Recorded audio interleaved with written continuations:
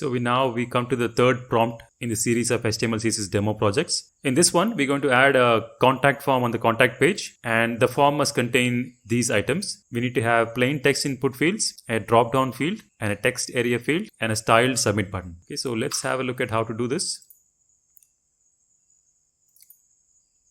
So let's open the contact page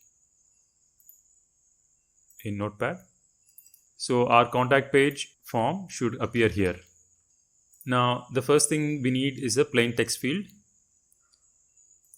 Now, usually a contact page will have certain fields. You need to know the name of the person who is trying to contact you and their email ID, and then the subject of their message, basically the reason why they're contacting you, and also the message itself. And then we have the submit button. So this is the typical information that you would need on a contact form. So what we'll do now is we'll go try to figure out how contact pages look.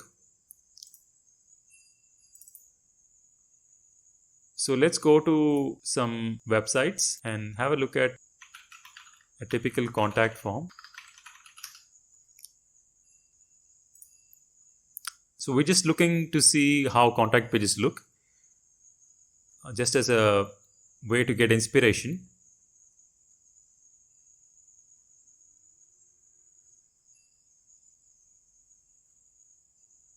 So you can see here they have first name, last name, email, phone, website, company, tell us about your project, and submit button. So you can see here name, email, address, message. It's a very simple contact form, and some other ways of doing contact forms.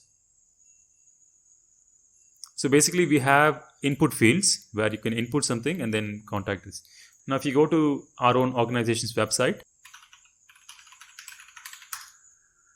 you'll see that we have a contact page as well. And if you click on the contact page, you'll see that we are requesting name, email, subject, message, and a kind of a verification and a submit button. The verification is kind of an optional thing. Not everybody uses this, but I've included it here. Now, we need to understand how to include a text field here. So our prompt tells us that we have to have text input fields. So let's look for how to include text input field in HTML. And again, we get this link from W3 Schools, which says HTML forms. And here you can see the text input field. We can basically type something into the text input field. That's why it's called a text input field, because it lets the user input something into the field. So let's have a look at how this works. So basically we have a form tag, and within that we have a label tag which tells you what that field is for, and then the actual input field itself. So let's actually copy this and let's paste it here. So now we have the basic structure for this. We don't need the action because we are just doing the HTML part of it. So the action stuff and all that is useful when you're trying to incorporate functionality into the form. Right now we're just trying to go for the look of the form. So if you look here, each of the input fields has an ID field to identify which information is being collected by this particular input field. Now we don't need to have a value as such. We need to have a name. Here we can just say name. Here we just want it to say name. And we want to have an email ID field, and I'm going to say name is email, and value, we don't need value. Similarly, we want to have a subject and a message. Let's copy this stuff.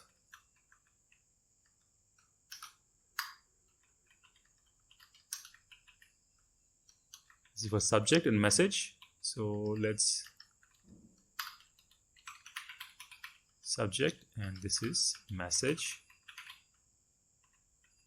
Let's change the IDs as well.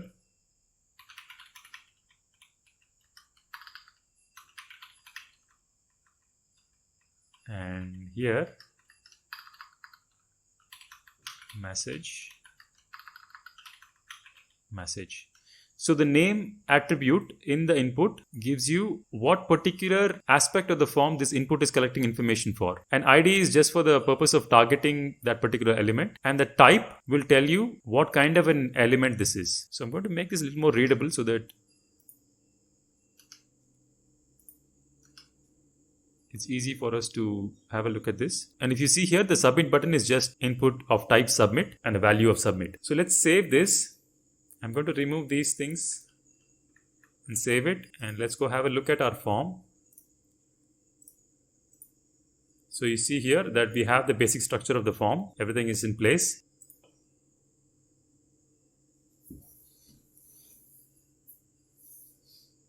So there are a few things in here that we want to fix. So you see here the label for this should contain the ID of whichever input field this label is for.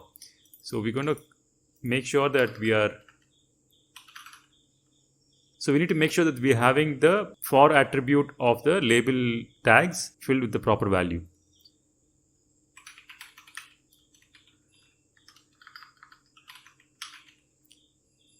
Okay, so we have that done. And the other thing is type. So for a field like name, type is text, but for a field like email, the type is actually email. Now there are several types to form fields, and I want to show you quickly the different input types. So if you look here, the input types, there are all of these kinds of input fields. Okay, so input type can be a button or a checkbox, color, date, datetime, email, file, hidden, image, month, number, password, radio, range, reset, search, submit, telephone number, text, time, URL, week. So like this, there are several types of inputs, and we want to make sure that all of these input fields we have in our form has the right type. Okay, so the email will have an email type, and a subject can have a text type for now.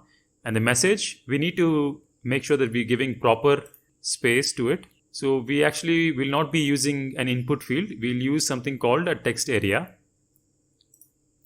And if you look at the instructions, it says that we have to use a text area field. Okay, so let's go here and look for text area field.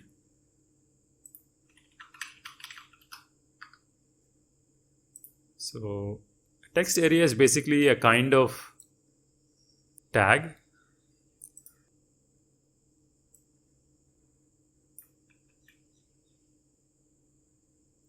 So we're adding a text area here, and we're going to say message, and name is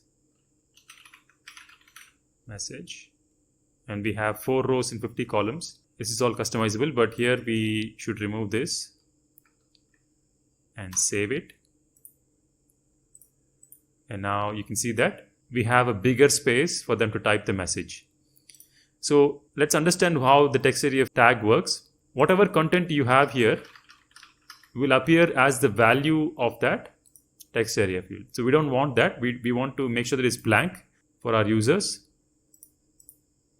So let's make sure that this is empty, and we have the ID and the name of it. So if you save that, you get this. So one thing we can change is the number of rows and number of columns. The number of rows is basically the height of the field. We can actually make this 5 or even 10. If you want to make this look big. And columns, we can actually make it 100 also. So if you come here and refresh this, you'll see that it's a much bigger field. Now obviously we don't want it to be that big. So we can come and change that back to what it was before. 50, and I think 10 should be fine. Okay, so this looks fine for now. The one other thing that we need to do is make sure that we have a drop-down field in the form. So what we can use a drop-down field for is the subject. Because out of all these fields, the subject is something that we can anticipate. They could be contacting us about our website or about us or a feedback or something like that. So what we'll do is we need to have a set number of options. Let's say home page, about page, gallery page, contact. and then other. So let's say these are the options that they have for the subject field. Now let's go to a new tab and see how to use drop down in HTML form. And here we can see that there is something called a select tag. So let's try this. So here you have a drop down, and if you click on this, you get to see a list of options. So this is what we're looking for. Let's copy this.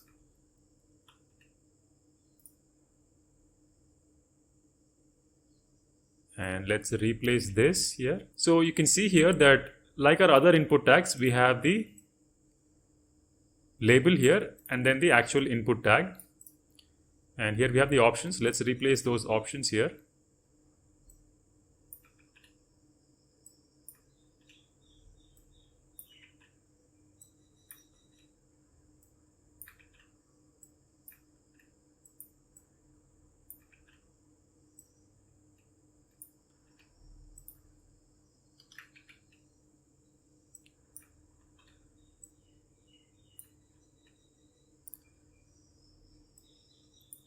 And if you see here, every option tag has an attribute called value, where we're actually showing the name of the option that will be displayed in the dropdown. So we just have something like this. By the way, this is the thing that will show in the actual dropdown.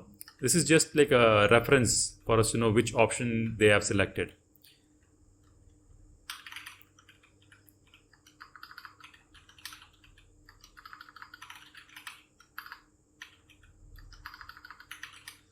So let's remove these things we don't need and then save it. Now let's go to our contact page and refresh it. We need to refine this now.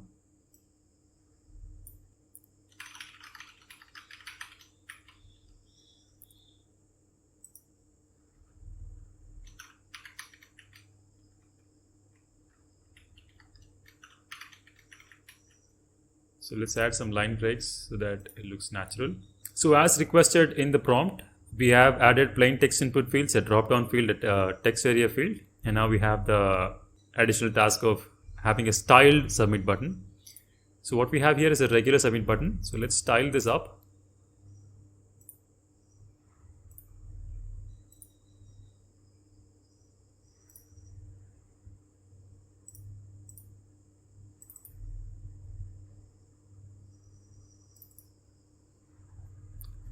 So what I'm going to do is here in the contact page, we are going to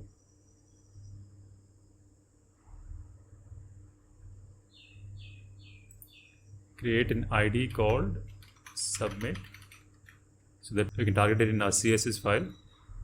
And here at the very bottom where we have all of our IDs defined, we're going to say submit.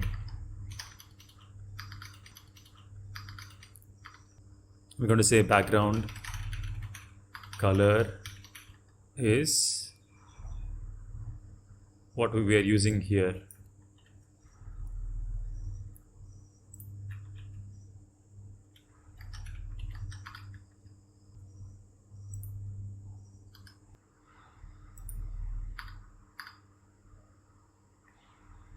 So let's save that and see if it works.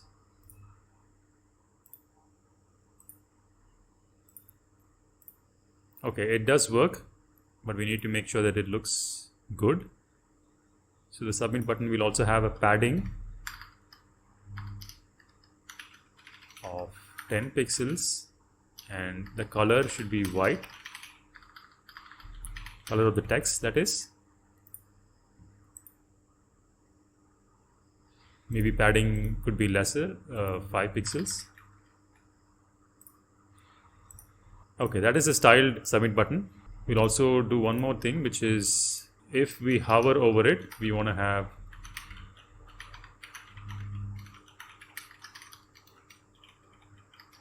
the cursor to be pointer.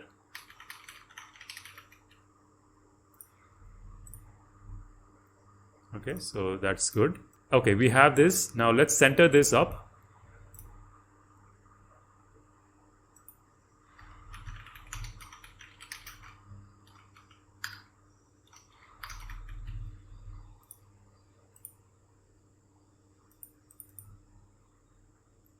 Okay, that did not work. Let's look at how to center a form.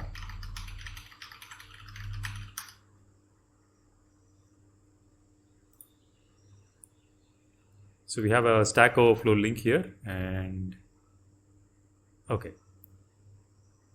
So we can use something like this in our style.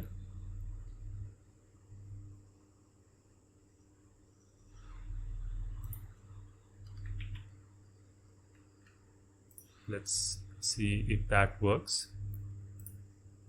First, we're going to remove the center so that we can actually be sure that that is what is working. Okay, now our form is centered. I'm also going to have a small change, which is I want to have additional gap between the fields. It looks very narrow.